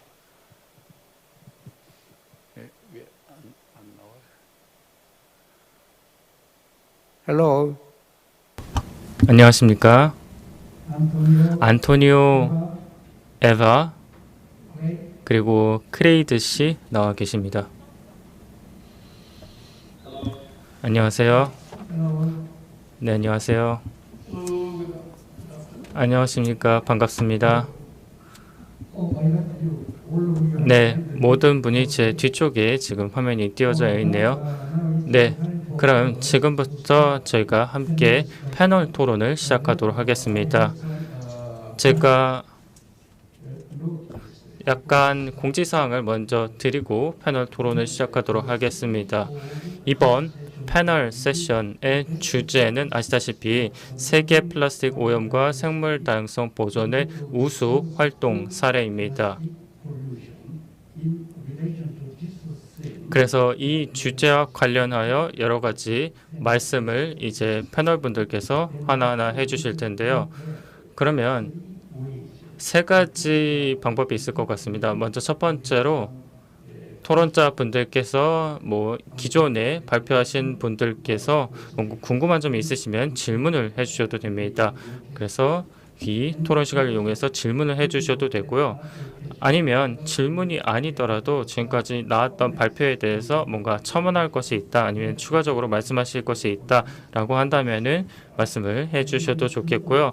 아니면 질문도 없고 첨언도 없다라고 한다면 이 주제에 대해서 개인적으로 생각하신 어떤 다른 시각이라던가 견해가 있으시다면은 그런 부분들을 얘기해 주시면 될 것 같습니다.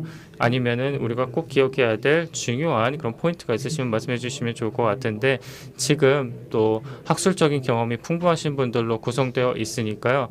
아마 지금 발표에서 충분히 강조되지 않은 점, 아니면은 더 얘기가 되었어야 하는 점이 있었다라고 개인적으로 생각하신다면 그런 부분에 대해서도 말씀해 주실 수 있을 것 같습니다. 혹시 질문을 하신다, 그리고 첨언을 하실 때는 반드시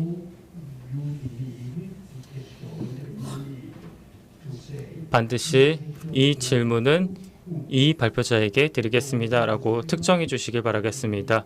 그래야 이 발표하신 분이 답변할 준비를 할 수 있으니까요. 만약에 그렇게 특정하지 않고 그냥 아무에게나 질문을 전달하시면은 저희가 누가 답변해야 되는지 정하기가 좀 곤란하기 때문에요. 그렇게 특정해 주시고 질문하시면 좋겠습니다. 아시겠죠? 네. 그러면 시작하도록 하겠습니다. First panelist. 그러면 첫 번째로 정현옥 사무처장님께 마이크를 넘겨드리도록 하겠습니다.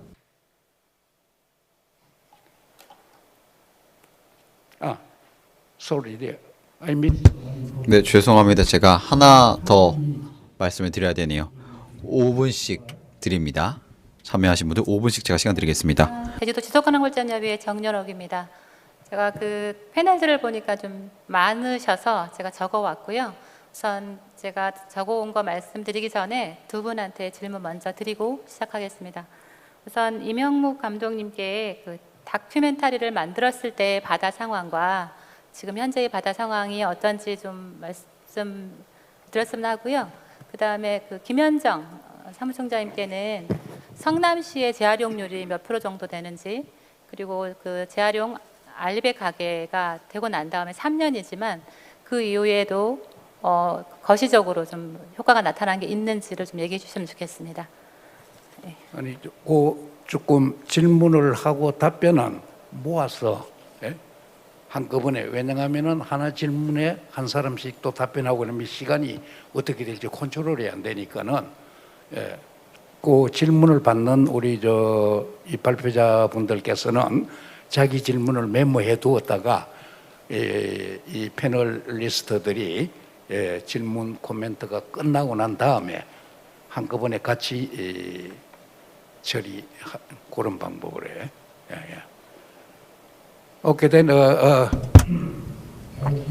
네, 제가 코멘트를 드리도록 하겠습니다. 영어로 다시 코멘트 드리겠습니다. 만약에 질문이나 코멘트가 있으시면 연사분께서 바로 대답을 하시는 게 아니라 질문이나 코멘트 다 받은 이후에 답변을 드릴 수 있도록 하겠습니다. 중간에 하나씩 하는 게 아니라 다 코멘트나 질문 받은 이후에 연사분께서 질문 답 드리도록 하겠습니다. 생물 다양성 보존 우수 활동 사례를 접하면서 저희 협의회에서 진행하고 있는 이그람의 기적 사업을 소개해드리고 싶었습니다. 이그람의 기적 사업과 국제적 약속인 지속가능 발전 목표와 연계해 보았는데요. SDGs 17가지 목표를 5가지 기본 정신으로 나누었을 때 그 기본 정신의 하나인 지구 환경으로 놓고 볼 때 6번의 깨끗한 물과 위생, 12번의 지속가능한 생산과 소비, 13번의 기후변화와 대응, 14번 해양 생태계 보전, 15번 육상 생태계의 보호와 다 연관되어 있다는 것을 알 수 있었습니다. 꼴 연관성 면에서도 12-5 재활용 및 재사용을 통하여 폐기물 발생을 상당한 수준으로 감소해야 한다는 지표, 14-1에 2025년까지 해양 쓰레기와 특히 육지 기반 활동으로부터 발생하는 모든 종류의 해양 오염을 예방하고 상당한 수준으로 감소시킨다는 국제적 약속을 다시 한번 상기해 볼 수 있었습니다. 우리 삶 안에 자연스레 함께하고 있는 플라스틱들로 인한 인간과 자연 모두가 위협에 처해 있는 것에 대한 실천 과제를 발굴하게 되었는데, 폐 플라스틱 병의 불편한 진실인 인간이 필요해서 사용을 하지만 그 필요에 의한 것이 환경을 해치는 거대한 쓰레기가 되고 있었던 것을 자원으로 만들어냈고 버려지던 플라스틱이 자원이 된 사례입니다. 플라스틱 병뚜껑 모으기 운동 이그랍의 기적 실천 운동은 놓치기 쉬운 작은 플라스틱이 환경과 생태계에 미치는 영향력이 클 것이란 우려에서 시작된 기적을 만든 사례입니다. 이 실천 사업은 플라스틱 병뚜껑 무게가 2g이라는 것에 착안해 2g의 기적으로 이름 붙였고, 이 기적은 처음엔 몽골에 있는 학생들이 교복이 없어 상급 학교에 진학하지 못한다는 것을 알고 교복 사주기 운동을 하게 되면서 2g의 기적이라는 타이틀로 시작되었습니다. 이 사업은 생수를 만들어내는 제주개발공사의 사회하는 사업으로 함께하고 있으며 지금은 40개 단체가 함께 이 사업에 참여하고 있습니다. 참여하고 있는 단체들은 다양합니다. 학교, 기업, 시민사회단체, 종교단체 등에서 많은 사람들이 함께 동참해 플라스틱을 모아주면 제주 지역의 리사이클링 단체에서 수거해 모자의 챙을 만들고, 올레에서는 벤치를 만들고, 체험교구 키트를 만들고, 면 생리대 고정 단추를 만들고, 키링을 생산 보급하고 있습니다. 우리 협의회에서 했던 노력은 이 모여진 자원이 다시 탄소를 배출하여 육지부로 반출하는 형태가 아닌 제주지역 내에서 소화하자는 취지로도 한 것이었는데 잘 활용되고 있습니다. 하지만 워낙 많은 양이 모이다 보니 어쩔 수 없이 도해로도 반출하고 있는 점은 아쉬움으로 남습니다. 도해로 반출에 만들어낸 병뚜껑으로 저희 지금 제가 병뚜껑을 가져왔는데 이게 2g이고요. 이게 30개가 모여가지고 이 플라스틱 화분이 만들어졌습니다. 저희가 반출된 것이 제주도에서 다 활용을 못하기 때문에 육지로 반출하는데 탄소를 너무 많이 배출하는 거에 대해서 좀 안타까움도 있지만 어쩔 수 없이 소화하지 못하는 부분들은 저희들이 앞으로 뭐 정책적인 면에서나 한번 제주도에서 뭔가를 할 수 있는 이런 걸로 지금 대체돼야 될 거라고 생각을 했는데 작년에 이 화분을 만들어서 환경의 날 행사에 탄소를 흡수하는 식물을 심어서 도민들에게 나누어 드렸더니 큰 관심과 호응으로 대답해 주셨습니다. 이 행사 초대의 글에도 나와 있는 것처럼 인류 최고의 좀 걸작품으로 꼽혔던 빨리 마무리해 주실래요? 네네. 지금 17분 전체가 17분 남았습니다. 플라스틱은 예, 이제 예. 그만 써야 된다는 이제 생각이 들었고요.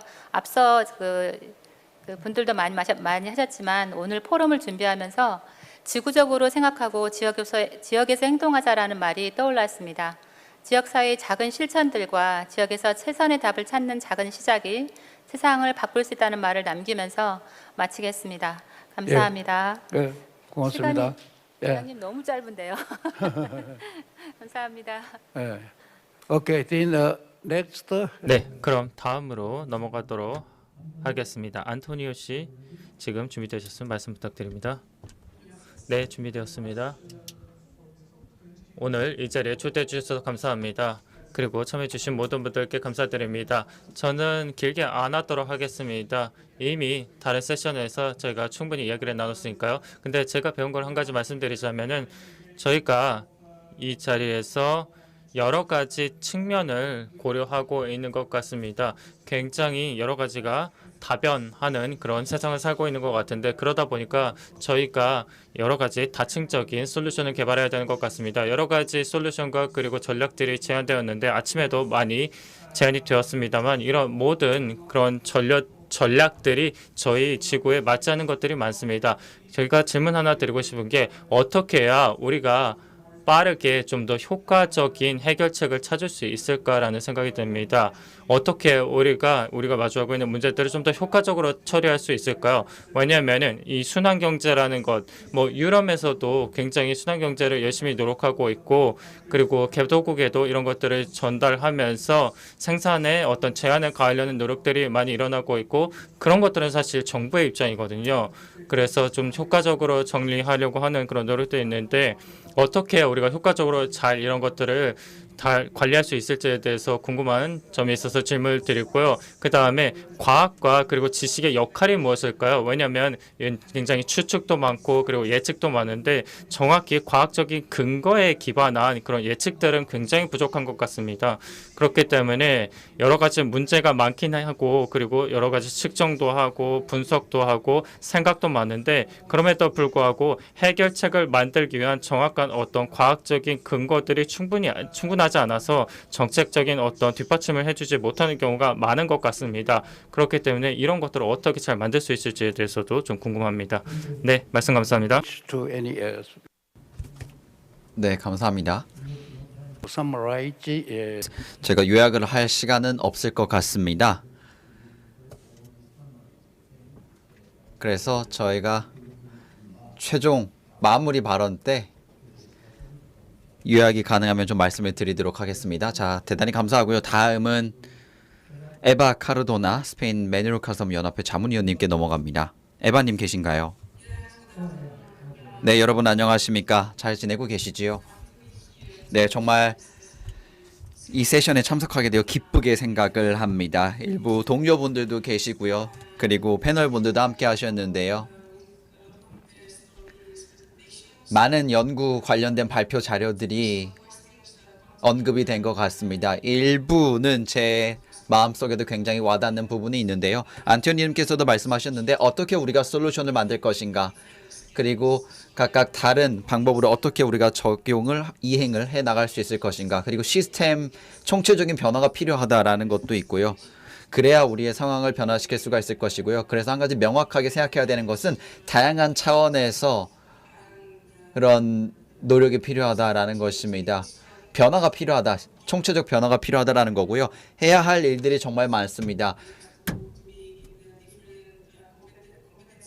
그리고 각각 다른 그런 역량 차원에서 많은 노력이 이루어져야 하고요. 그리고 정책만으로는 충분치 않다라는 말씀을 드리고 싶습니다. 그리고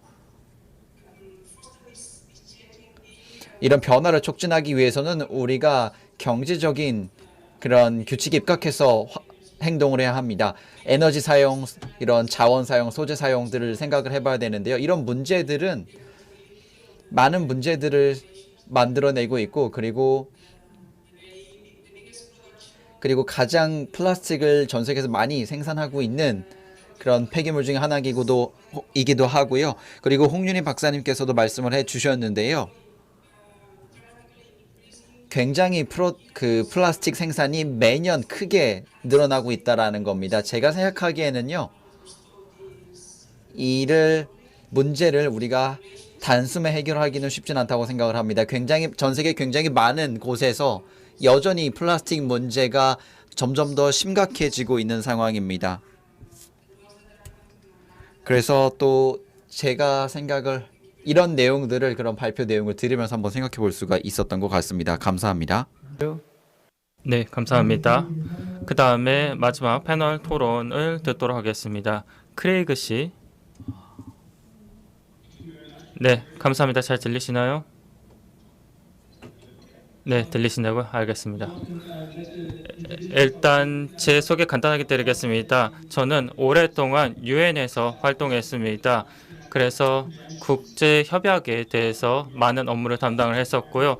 환경, 특히 그 중에서도 화학적 오염 그리고 폐기물 오염에 대한 업무를 관리했었습니다. 저희도 패널 몇 분이 말씀하신 것과 마찬가지로 유엔 협약이 이제 협상 중에 있습니다. 플라스틱을 해결하기 위해서. 그래서 잠깐 정보를 드리자면요.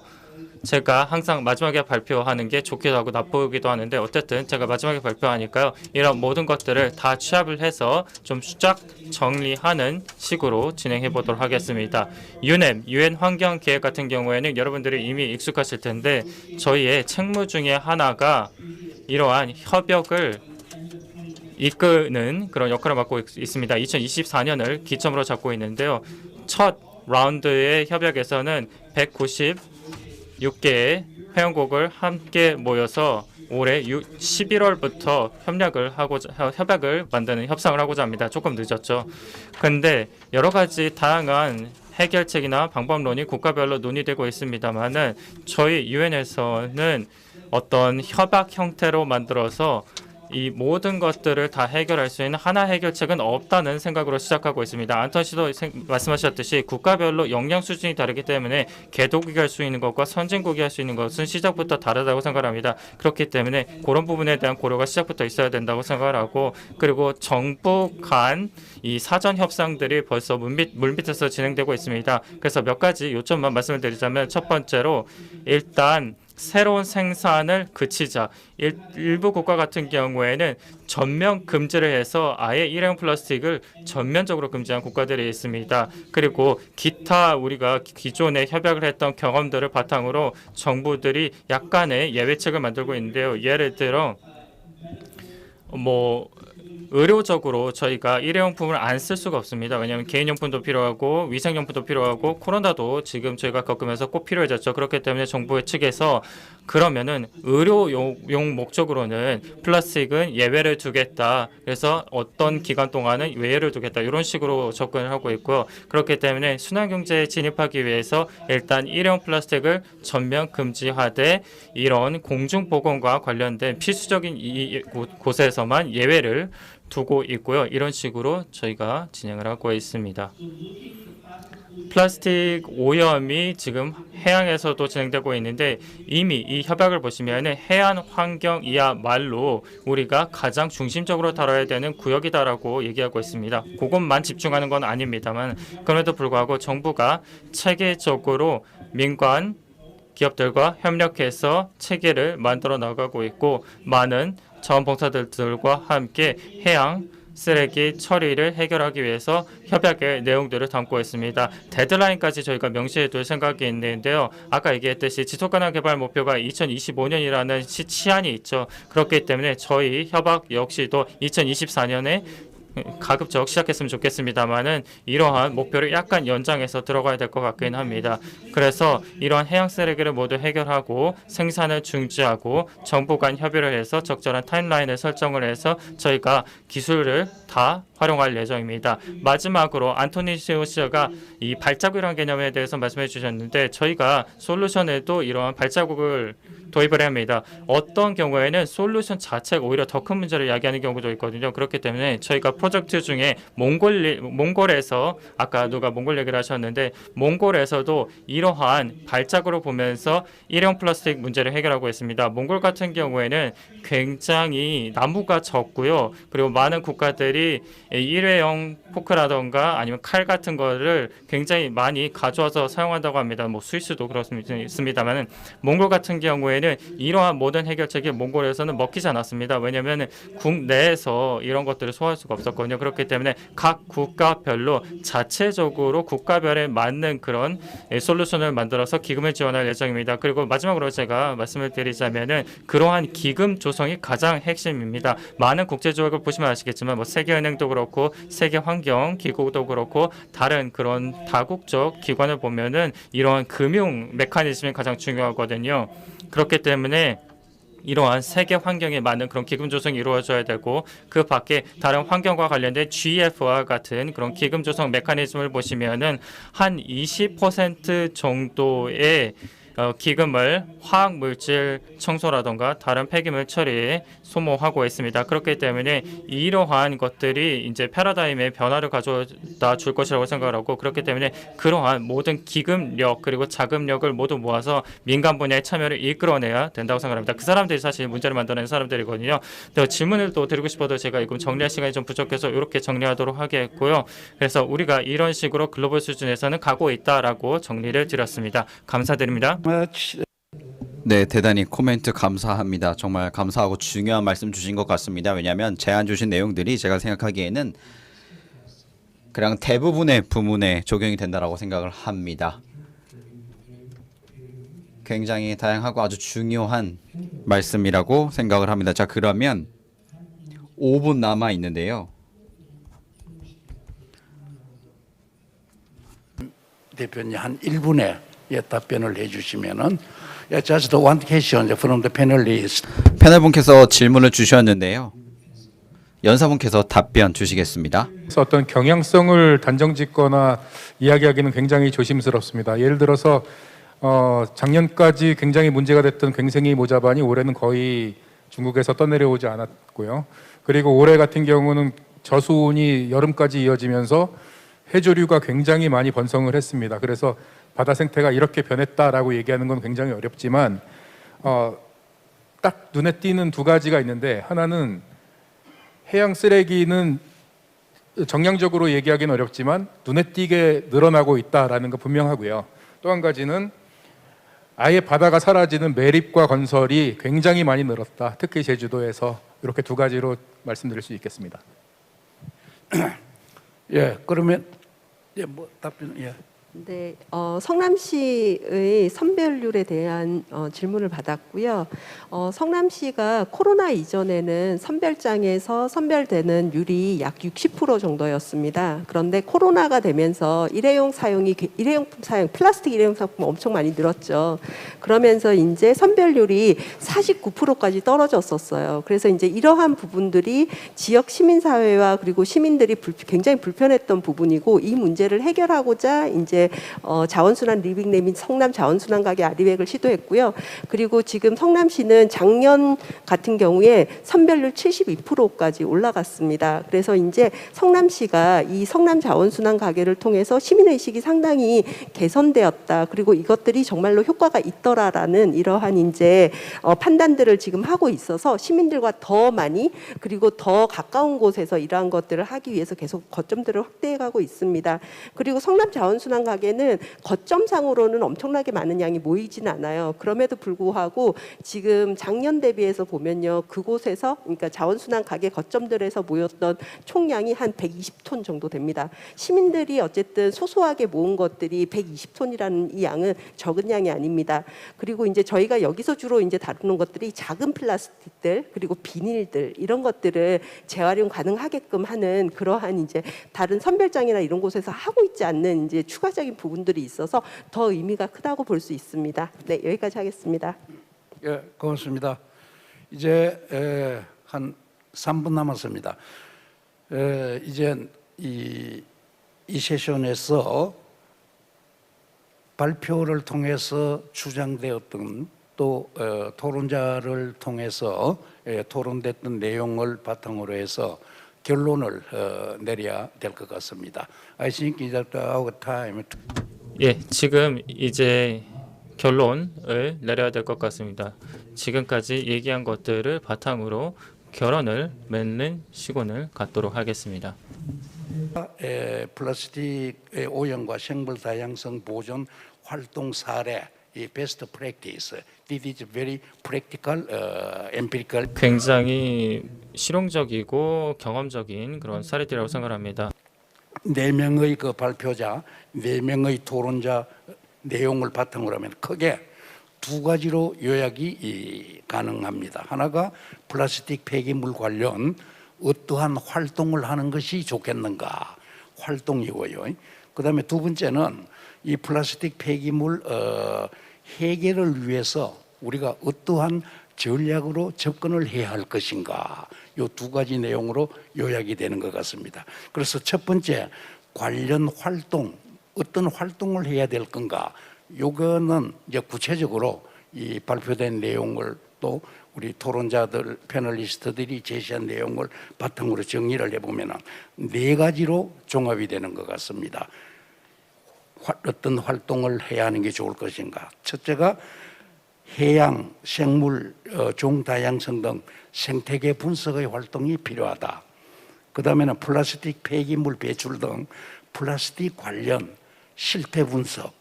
그 다음에는 플라스틱 폐기물이 종다양성 등 환경에 미치는 영향을 분석하는 활동. 그 다음에는 이 플라스틱 문제 해결을 위해서 우리가 어떤 식으로 접근을 해야 될 것인지 그 프레임워크를 개발하는 활동, 이렇게 요약이 될 수가 있겠고요. 그 다음에는 이제 플라스틱 해결을 위한 전략, 이 전략은 뭐 다양한 얘기가 나왔습니다. 발표에도 그렇고 토론자들도 제시를 해주셨고, 이런데 크게 2가지로 축약이 되는 것 같습니다. 하나가 뭔가 하면은 아까 나왔던 무슨 우리가 제거를 수거를 한다, 청소를 한다, 이것도 전략이죠. 그 다음에 EPR 기술을 적용을 한다. 이러한 것들은 한마디로 말하면은 배출된 플라스틱에 대해서 이걸 우리가 어떻게 효율적으로 효과적으로 처리할 건가라는 기술론적 테크놀로지 베이스드 어프로치, 이렇게 결론을 내릴 수가 있겠고요. 그 이외에 아까 덴마크에서 제시해 준 거라든지 또 WWF 코리아에서 제시해 준 그러한 내용을 하게 되면은 이 기술론적 접근 플러스 사회 시스템도 전환을 시킬 필요가 있다. 이것은 소셜 시스템 베이스드 어프로치, 이 크게 플라스틱 문제 해결을 위한 전략은 기술론적 접근, 사회 시스템 논적 접근, 2가지가 이번 이 세션에서 제시가 됐다. 이렇게 그 결론을 내릴 수 있을 것 같습니다. 이 세션 6에 참석해 주신 발표자, 또 토론자, 또 청중 여러분, 조직위원회를 대신해서 다시 한번 감사의 말씀을 드리고 세션 6을 마치도록 하겠습니다. 고맙습니다. 네, 고맙습니다. 이 변화를 꾀하면서 플라스틱 문제를 해결하기 위해 진행되고 있는, 그리고 또 진행되어야 하는 노력들에 대해서 알아볼 수 있는 시간이었습니다. 오늘 함께해 주신 발표자 그리고 토론자분들을 위해서 다시 한번 큰 박수 부탁드립니다. 네, 이렇게 이틀간 진행되었던 2022 제주 플러스 국제 환경 포럼 모두 마치도록 하겠습니다. 현장에서 그리고 온라인에서 함께 해주신 모든 분들 진심으로 고맙습니다. 플라스틱 프리를 위해 한 걸음 더 나아갈 수 있는 소중한 경험이었다고 생각이 드는데요. 내년에 보다 많은 프로그램으로 찾아뵙도록 하겠습니다. 지금까지 진행의 신지였습니다. 고맙습니다.